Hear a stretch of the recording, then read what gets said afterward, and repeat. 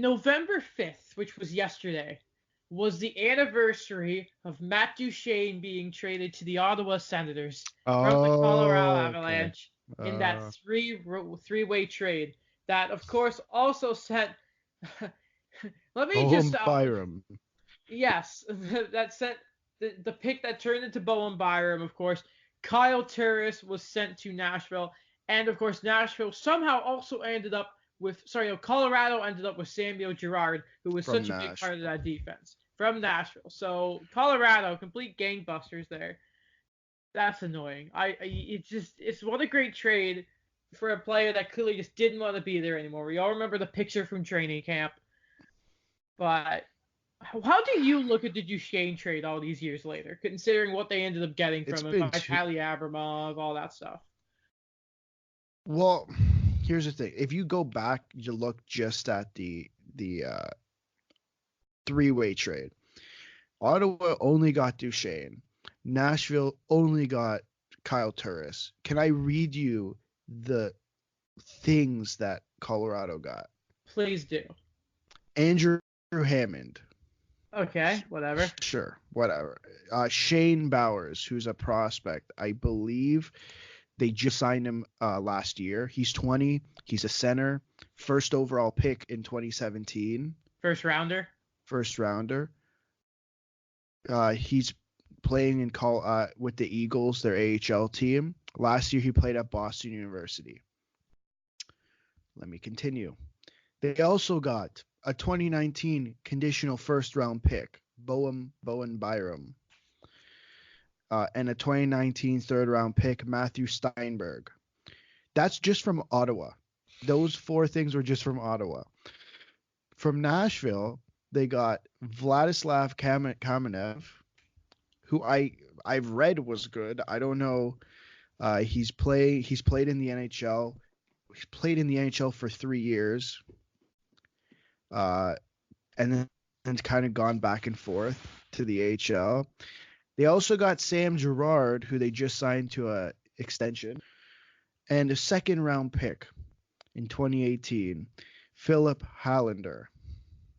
So, what's really interesting about this trade to me, Alex, is with the pick that Colorado got, that of course became Bowen Byram, the best defenseman available at this past draft, as well as getting Samuel Girard, it freed them up to be able to trade Tyson Barrie and get Nazem Kadri, a depth center, which they desperately needed. Right. This trade is just an A+ for the Colorado Avalanche, and just a disaster for Nashville. Looking at what happened to Kyle Turris. But it's funny because it's funny because Matt Duchene wanted out of Colorado. So you think that Colorado would not get all this for Matt Duchene, but they did. They got all of it. Joe Sakic was patient and waited till he got his price. That's insane. And then if you want me to go to the second trade where he got sent to Columbus, they got Vitaly Abramov, he's supposed to be good. Jonathan Davidson, Lassie Thompson, and let me see. There's a 2020 conditional first round pick. I want to see if they don't get that pick because he didn't resign. Which isn't the worst return, I guess, because everyone knew he was going to be traded, right? Yeah, or everyone knew at the end of that, no matter what happened, he was going to Nashville. So it wasn't like you could. It's a shame because the Sens were terrible from the moment they got him, but he was so good as a Sen. His numbers were fantastic. I think the big criticism at the time was, is he that much of an upgrade on Kyle Turris? And do you know what, Alex? He scored 23 and 27 goals. When he was his first season there, 23 goals, 49 in 68 games, right? That was because the Sens fell off the side of the world. But then when he only had 50 games in the Sens before they traded him, 58 points in those games, on pace to score 30 goals that year before getting traded and being cold in Columbus. So, I mean, he delivered on his side of the bargain if you really think about it. But it's weird. Like, now that we're talking about the Senators, when they got Matt Duchene, who did they also have? They also had Mark Stone. They also had Erik Karlsson. Who had a good goalie. They had the same team that got them to the conference finals. And they added Matt Duchene. Oh, they did lose Mark Methot over the summer. Oh no, they lost Mark Methot. Did they also not get Thomas Chabot?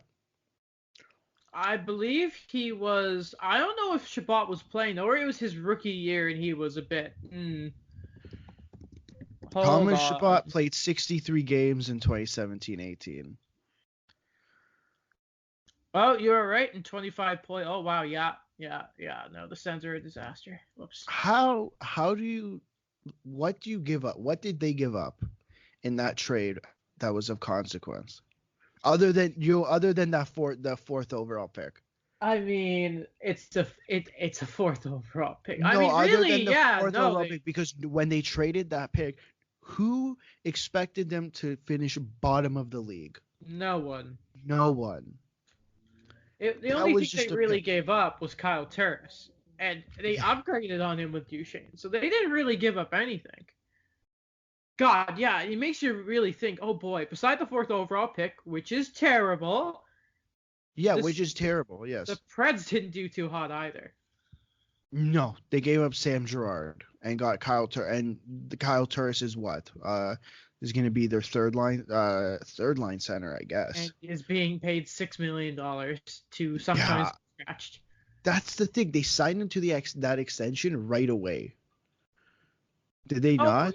Yeah, it was like, I think the extension dog was basically there. Then the moment it happened, it was a few hours later when it came Adam, I'm on their daily face-off right now.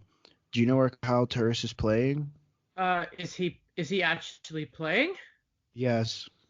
Is he third line center? Fourth line center. Who's their third? Nick Bonino. Oh no. Adam, their fourth line center is getting paid $6 million. Okay, what's worse? Getting paid $6 million and playing on the fourth line, or getting paid $4.5 million and playing on the third pair? I don't want someone in my bottom six making $6. Okay. Moving on, because we have spent a lot of time on this.